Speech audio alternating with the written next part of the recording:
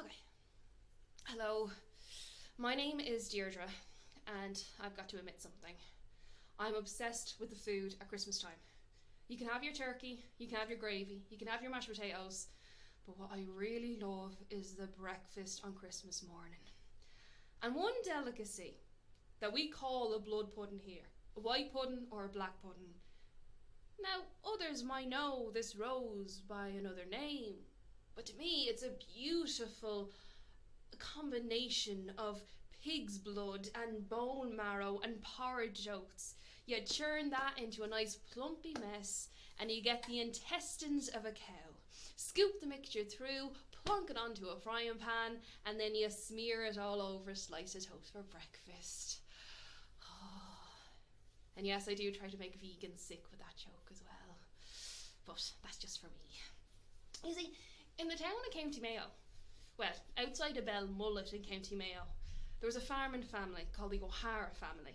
Now, Fergus, bless him, he didn't make a great deal of money, but what he did make money from were the potatoes he could grow on his land. Those potatoes would have to feed himself, his wife Rose, and the lovely mother-in-law Nora. Now, one night, Rose heads in to cook some dinner. She stands over a boiling pot of spuds, but the family are so poor they can't even afford salt. So the only way to season these potatoes are with her salty tears. Ah, will we ever be free, she cries. Each month we just scrape by with pennies. Will there ever be a day we're going to be free from that landlord and just be happy? And of course Fergus, he tries to hold the wife, consoles her, love, everything's going to be all right. But that's when he can hear something. I can hear music. Will you shut up, Nora? But I can hear music. Would you be quiet, you wagon of an old woman? And the strange thing happened. Fergus could now hear that music, and so could Rose. 6 startled eyeballs roll straight up to the centre of the ceiling, and what they see dangling down, a creature so small, red hat, red jacket, a rat's tail and a set of pipes under his arms. He screams, Fergus O'Hara, aren't you a lucky man tonight? But Nora, she wasn't happy. She was convinced the devil was hanging from the ceiling. She began to bless herself, throw holy water around the place. It's the devil! It's the devil! Would you look, the red hat, the tail, the music? It must be the devil. Nora, woman, would you give it a rest? It's one of the good people. It's what they call a fair dearg, that red man. Just be quiet and listen to what he has to say. Well, Fergus, I'm feeling very generous. I'd like to give yourself a wish, give Nora a wish, and sure give Rose a wish herself. Now Fergus, he's dreaming with just one wish he could have a brand new life. But while he's thinking, he can see the lips of his wife begin to move. I remember last Easter market, didn't Emily Collins have the biggest blood pudding in her window? Oh, I wish I had that black pudding cooking away on a brand new frying pan right here, right now.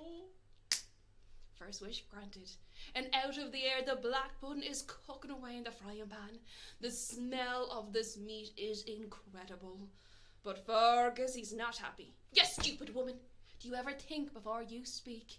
You're after wasting a wish on food for just one night when we had food for the entire week.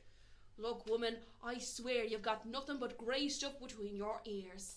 And as a lesson, I wish one end of that black pudding gets attached to your nose. Second wish granted, and out of the sizzling frying pan to the tip of the nose is that blood pudding. She tries shaking her head, but it won't come loose. She's pulling and pulling at this dangling sausage meat, but it's still so hot it burns to the bones of her fingers. And with the fats and oil still cooking away, it begins to roast the very skin on the flesh of her nose. And she is starting to smell so good. Well, that's when Nora stood up. "Ya brat of a man, Fergus O'Hara. You got no right to treat my daughter like that. As a lesson to yourself, I wish the other end of that black pudding gets attached to your nose. Final wish granted. And these two are connected nose to nose by the blood pudding. They pull each other away to keep pulling back. They pull each other away to keep pulling back.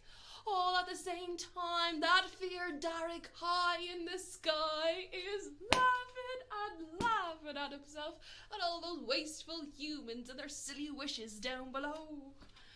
But that's when Fergus, he begins to panic. He screams, Nora, Nora, please help us, woman, we're in agony here. So the old woman, she begins to panic, but she does find something, a rusty knife. She begins to scrape the sausage meat from the end of her daughter's nose, but there her hand, it starts to shake, and she drops the knife. Now, the black pudding does land on the ground, but so does a little bit extra. Nora got a bit excited and sliced off Fergus O'Hara's entire nose. There the blood began to gush, began to flow from his face. But high above them, that feared Dearg, he was still watching on.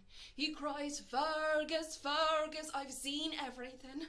All I've got in my pocket is a handful of herbs. Sure, put that on your wounds and things might be okay in the morning. So Fergus dived for the herbs. He placed them into the centre of his face. And when he woke up the next morning, things were very strange. There was no feared Dearg, but Rose and Nora were still there. Yes, still shook from last night's festivities. But when Fergus O'Hara saw his own reflection in the mirror, he could not believe it. There was no blood, no bruising, no scars at all. Just two giant holes in the centre of his face. And when many people of the town of Belmullet and beyond asked Fergus what really happened that night, he always says the same two things. When dealing with the good people, be careful what you wish for. And secondly, always watch out for a mother-in-law.